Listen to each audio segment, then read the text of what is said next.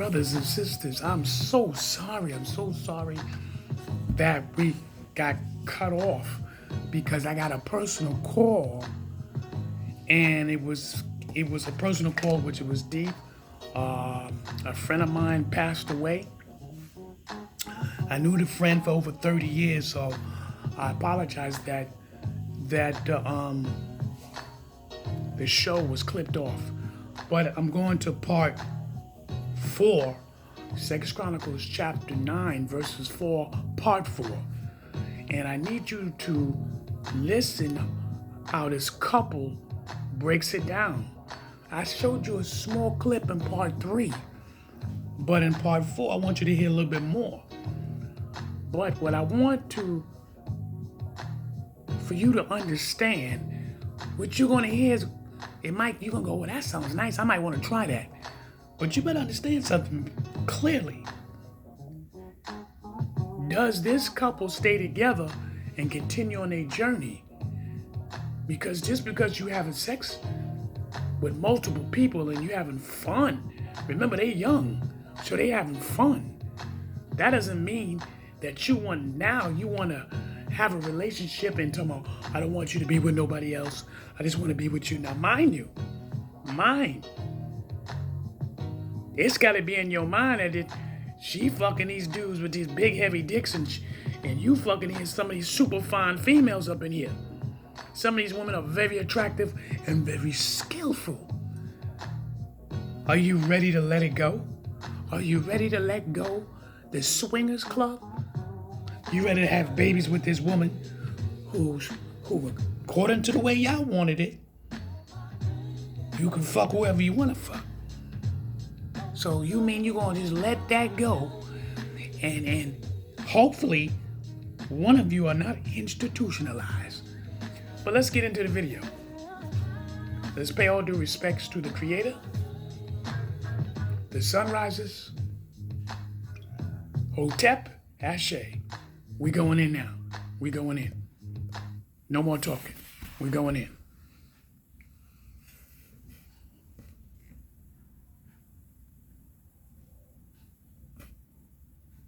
Well, let's go. Yeah. Register account. Yeah, like sign up like a little account type thing. But Oh, I hate this Wi-Fi crap. information, and they grab your IDs at the actual desk. They make copies of that, of course, verifying age and things like that. And then we ended up doing, like I said, the 2-month membership.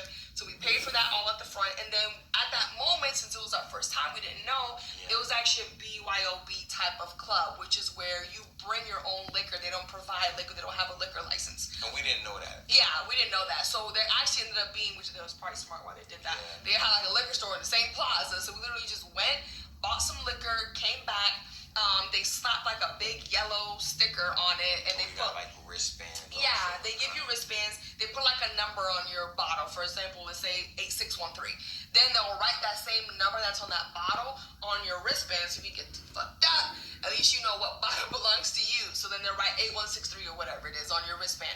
And then you take your bottle and then you go into the club. Now the door that actually leads into the club actually has a sign that says like, if viewing sexual activity offends you, like don't enter this area, make sure you're not recording. So at that point we were looking like, what the fuck is going on in this? So it's some shit about it. Yeah, so that was super crazy. So we definitely walked in. They had like several bar locations. Several bar locations. Not just that, it had TV screens all over the freaking place. So with the TV screens, it was actually porn being played on there. So you can actually full on porn, watch someone get fucked over there, someone doing this. And then also we had like a big menu of food food in the back and go back behind there just to make sure like people don't get like too hungover or drink too much alcohol and can't hold it. Yeah, so they actually did provide food at that location. And so a lot of swingers clubs don't. We went to other ones and they don't provide food, which is a total turn off. But the food is really oh my god, the food. That should be a whole other video, okay? 5-star food. Everything was the food was delicious. So they had a full-on buffet, full-on chef. They had a meat cutting station. They had like bread station. They had like sides. They had like vegetables. I mean, it was literally like Everyone I talk to about it, they all think I'm playing. Like when I say how the food is so good, but the food is bomb. And the club opened at like 8 p.m. Of course, we didn't get there at 8, yeah, they start serving like legit dinner food at 8 p.m. So that's all included in your membership. Yes. So it literally full on food at 8 p.m. Then at midnight they turn to breakfast, and y'all, they start making you omelets. Yes. Oh my gosh. Fresh. Okay, it was so delicious. That's not the point. But anyway, the food was amazing. The food was bomb, and you can get as much as you want. There's no limit. So yes, literally, we were scarfing down. And then also with the bar. So when you take your bottle that has your sticker on it with your number, they had at that club they had 2 different bars in the main dance room area. So you take your bottle to whichever bar you think you might be going to the most, and they mix it for free. So you don't have to bring your own mixers. Yeah. You bring your own bottle, and they mix it however you want. Of course, you tip the server. Yeah, for sure. So typical courtesy. But just something just like so common courtesy. Yeah. So which I think is good because I think at regular clubs it's like you buy drinks, but they water. Now, I stopped it there because I find it very fucking amusing that she's all indulged into the shit. The food was fucking great. I told people, but I want you to understand something. The word of mouth spreading that my boyfriend and I swing. We went to this one swingers club because she said we went to quite a few swinger clubs. So that means she indulged. The question is this: who introduced who into the swingers lifestyle? But if you look at his face, how he looks at her, he looks at her like, you really deep into this shit. Think I'm bullshit? Look at his face. Look how he looks at her.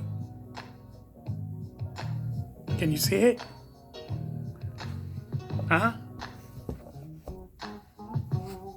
Body movements is everything, brothers and sisters. But my point what I'm making is this. You see how they want to make it classy. You could bring your own bottles. You could put your own name on it. We'll give you wristbands. So the wristbands will have the bottle's name on your wristband. You see how she was like so deep in it. Oh, this swingers club was the bomb. We ate real good. After 12 o'clock, they have fresh omelets. So peep the game. You see what they doing is it's called they selling it. They telling other people about this swingers club. And people like, I found a little curiosity. I thought about doing it. Brothers, this is the whole constellation of Sex Chronicles. Is to understand people and their bullshit. Listen to me when I'm saying to you. Listen clearly. People and their bullshit, the games they play with you. You see? You keep thinking, oh, somebody tell you they're not fucking nobody. That ain't the truth. Because here, she could tell her friends, oh, I only fuck one guy.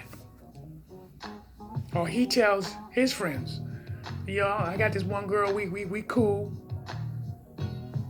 And he meet this electrifying type of female that her frequency and energies match with his. You think he gonna tell this female that he was with prior, they was into the swingers club? What if he meets her in the street, the same female? Okay, I mean, hypothetically, they break up. But this same female he meets later on the street, a couple of years later, and she goes, yo, Anthony, I'm still swinging. But he got his new girlfriend he never told. He never told his new girlfriend he was swinging. Or he used to. Or possibly he could slip back into it, not telling his new girlfriend. I bring this up because I'm not trying to glorify this shit. If this is what you want to do, That's your business. But what I'm trying to get you to be aware is that you don't know who is who, and you damn sure don't know what they into.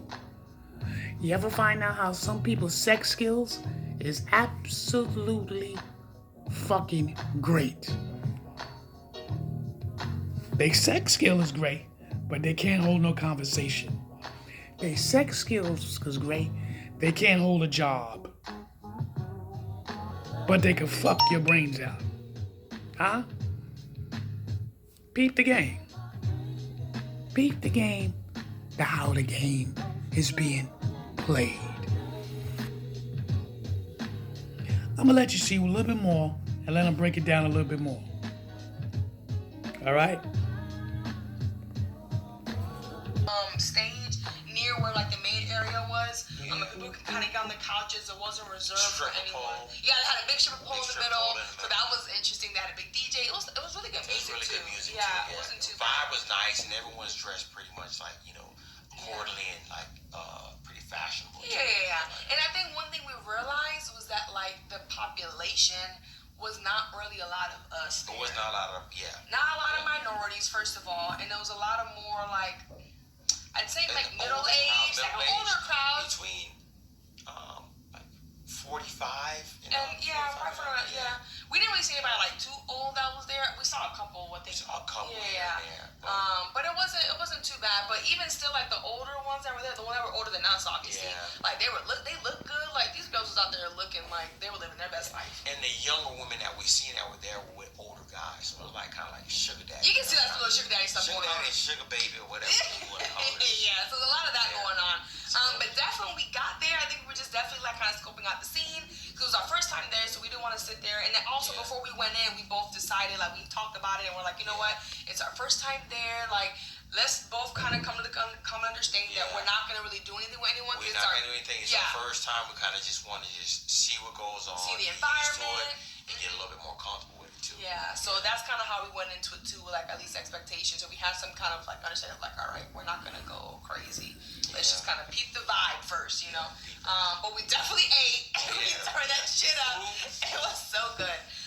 And then we ended up mixing our drinks and the whole nine. But I think there was a time too, like we're literally at the bar waiting for a drink, and like we hear some shit behind us, and we look back, and there was like a full-on threesome going on behind us at the bar. Yeah. And mind you, that it looked like a regular club environment. So it's just almost like imagine going to a regular nightclub and people just fucking behind you. You're looking like, what the? And in your mind, you're like, why are they doing that? It's like, oh shit, I'm in the swingers club. Like, this is okay. This is normal, you know? So that was super crazy. Like, dude was like fucking some girl. He was making out with another girl. And like, I'm talking about everything was all out. Legs spread open. Like, it was like for real. Like, for real. And just give you another thing that they had there also. It's like a big glass that they have in the back. Mm-hmm. And it's like, it's a kind of like a room that has like what we're telling you about, like one of the open rooms. That it's like a foyer room. It's a foyer room, and they had like couches there and everything like that. And that window was opened up so everyone could look in there. So people were having sex in that room. We could literally see them from the dance floor. You see it and kind of like see like the action and intercourse actually going on. Yeah. So it was really cool. Yeah, it was a cool vibe. And also too, like, so this is like when you first come in, it's like a regular, like a nightclub, like normal stuff except the buffet. That's not really normal, but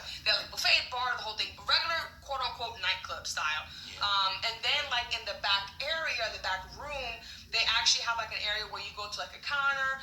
They have an attendant there that actually like unlocks locker rooms. It's like a whole locker room in the back, showers and all. Yeah. They give you like a regular locker room or like a little locker cage, or like a little cubby hole. You kind of put your stuff away and everything. Yeah, so that's normally what happens. So you kind of go through the night. You go in the back. They have condoms set up and everything free of charge. They open up a locker for you inside. There's traditional. We actually brought our own condoms because like regular condoms, something that you just may not actually want to use. Yeah, so we brought our own stuff just to be safe because we didn't know. So we always get prepared. Even though we decided we weren't going to do anything, but because we just always want to plan for the unexpected instead of being caught off guard. So they actually had lockers, and normally they have 2 towels in that locker. So they open up the locker. Normally what happens, you get undressed, you put your clothes in the locker, you grab the towel, because you can't go into the back room where all the sex be really going on. You can't go back there unless you're fully naked. Now, some swinger clubs, you actually can, and they'll accept people to go back there who aren't fully clothed. But that one specifically, you couldn't go in the back area unless you you had like a towel to wrap around yourself. Yeah, and they also had a bar behind that area too. So like if you want towards the end of the night, if you want to grab your bottle from whatever bar you dropped it off at, you can actually bring it into the back room if you know you're going to be back there for a couple hours or whatever. And the bartender behind that door will actually mix your drinks like they would in the regular dance room area. Now the back room that she's talking about, just to give you a little understanding of it, it's like that's where. Okay.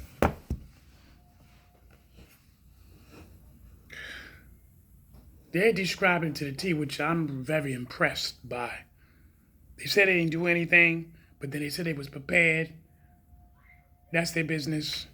But I wanted you to hear them, how they was breaking it down word for word and actual facts. Word for word, actual facts that what happened at the swingers club they went to. So this is how a lot of couples wind up going. But did you hear the age? Did you hear they said there was a lot of young females with older men at these swingers clubs? She also said, oh, there wasn't too many of our people. We were the minority. Meaning that where they went was mostly white folks. And that's understandable. Because if that's where you hanging, that's where you gonna go. So, brothers and sisters, don't get it twisted. I'm going to show you a video where black folks speak. I want to get right into. Welcome to my world. Welcome peep to what she says. swingers, the swingers world. Peep it. Peep what she says. There's a lot of misconceptions out there about swingers, and I wanted to clear some of them up. One of them being that there are no black people in swinging. Wrong. There are a ton of us, and we are growing massively. Especially in 2017 and 2018, it's just going to get bigger and bigger. There is a whole community of us. There's tons of us. It's not just IR, which is interracial couples, maybe a black female and a white male, or vice versa. It's actually full swap, soft swaps, unicorns, and we're all colored. So, yeah, that's one of the misconceptions out there. And we're not just freaks. We actually live this lifestyle respectfully. And we're out here. And we enjoy this lifestyle. And I think that a lot of people aren't aware of it. I think that a lot of people start off as looking for a menage a trois. They want to hook up with another female. And we call that soft swap in the lifestyle. So just to clear that up, that's one of them. Another one is that a lot of people ask the question, why swing?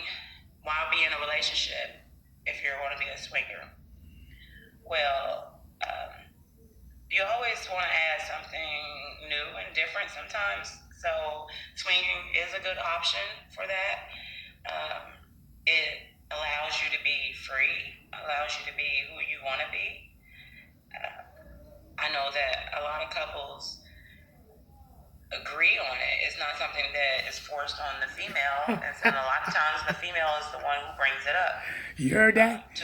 A lot of times the female brings up the swinger with her boyfriend. How do you get into the swingers lifestyle? Well, there's a lot of ways. You can always look up clubs in your local area, website. I don't need no more.